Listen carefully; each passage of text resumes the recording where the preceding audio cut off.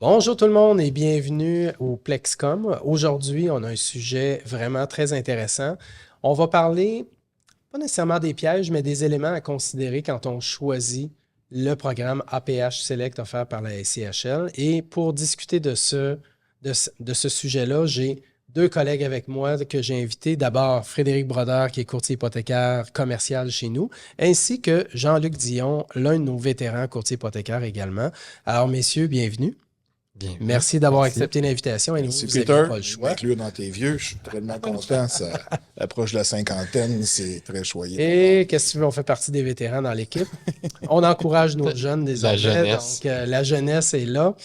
Alors, messieurs, programme APH Select vient évidemment avec des avantages intéressants au niveau de l'amortissement, des montants de financement qu'on va chercher.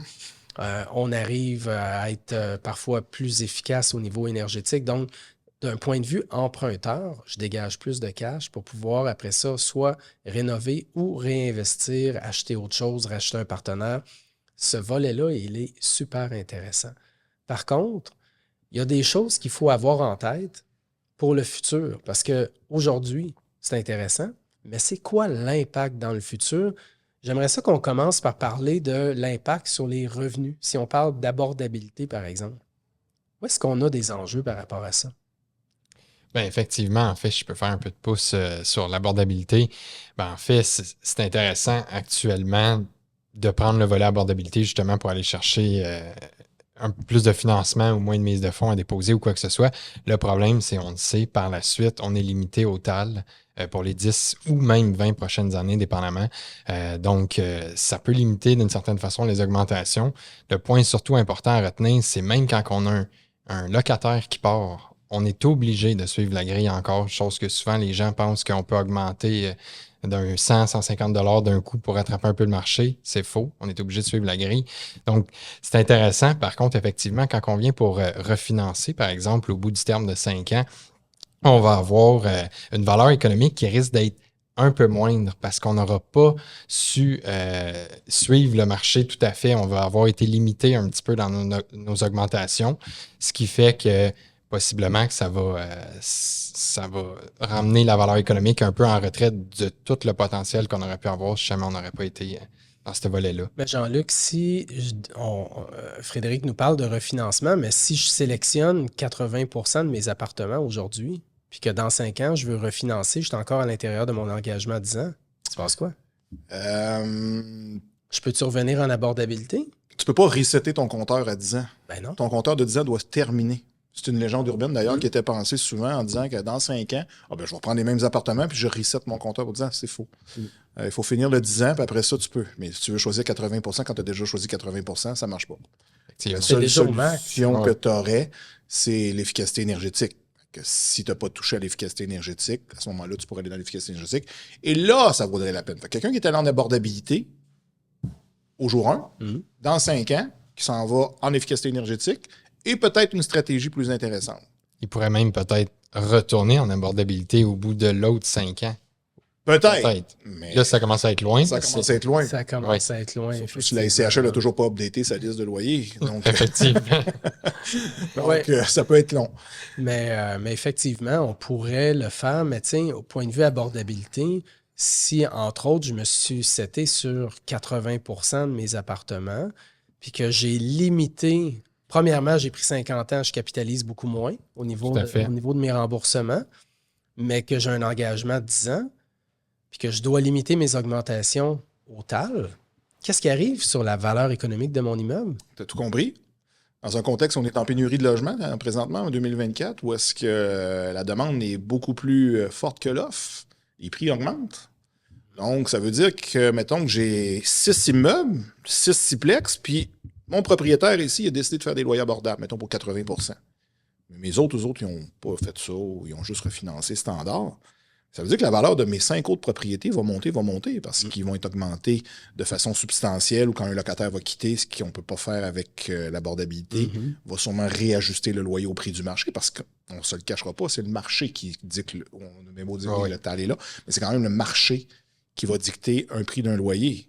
Donc, la valeur de ma bâtisse va descendre. Puis la journée que mon propriétaire veut vendre, ici, mettons que c'est dans 6 ans, 7 ans, ben là, il sait que le voisin s'est vendu, mettons, 1,5 million, mais lui, ça ne vaudra pas 1,5 million. Ça va peut-être valoir 1 point. Tu parles de vente. Si j'ai pris un engagement à 10 ans puis je vends l'immeuble, il arrive quoi? Avant la fin de mon 10 ans? Un autre piège. Un autre piège. J'imagine que comme vendeur, je dois déclarer cet engagement-là que j'ai avec la Tout à fait. Tu l'as déclaré, puis je suis pas mal sûr que ça doit être inscrit dans l'hypothèque aussi, d'ailleurs, de l'acheteur. L'acheteur doit continuer le processus, dans le fond, de loyer abordable. Mais là, il arrive quoi si l'acheteur paye l'immeuble cash puis qu'il rembourse le prêt, puis il n'y a plus de prêt après? Il n'y a plus personne qui contrôle cette situation-là? Bonne question. C'est une idée? On se la pose tous, mais j'ai pas plus la réponse. C'est une bonne mais question. je me pose la question juste parce qu'à un moment donné, on sait que c'est la banque, c'est sous la responsabilité de la banque de faire le contrôle des augmentations annuellement. Fait que la banque va te demander ton registre des loyers à chaque année. Mais là, s'il n'y a plus de banque. Mais là, s'il n'y a plus de banque, il arrive quoi? Ou si l'acheteur refinance achète et fait un prêt conventionnel, il n'est plus à SCHL. Qui contrôle dans ces conditions-là si c'est même plus la même banque? On rentre dans le légal. Il va falloir que tu invites un notaire la prochaine fois pour poser Ou la questions. SCHL. Ou la SCHL, tout à fait. À la limite, effectivement. Rapidement, j'aimerais ça qu'on parle d'efficacité énergétique. Frédéric, on sait que en refinancement, par exemple, je pourrais décider de refinancer, dégager de l'équité, rendre mon immeuble plus efficace, puis on sait qu'on a généralement en moyenne à peu près 12 mois pour faire nos travaux. Effectivement. Mais à la fin du terme de 5 ans, admettons là, que j'ai pris 40 d'efficacité énergétique. Au terme de 5 ans, je peux-tu revenir en APH, efficacité énergétique encore à 40 Ben écoute, si tu renouvelles ton prêt, c'est pas vraiment un problème. Si par contre tu veux refinancer pour dégager de l'équité, bonne chance pour refaire un 40 d'amélioration en efficacité énergétique. Effectivement, c'est un programme qui est intéressant, mais ça devient, à un moment donné, on ne peut pas constamment refaire de l'amélioration en efficacité énergétique. On devient limité par le bâtiment en tant que tel. À moins que peut-être la première année, avec les thermopompes, les thermostats programmables, j'ai pu l'atteindre un peu.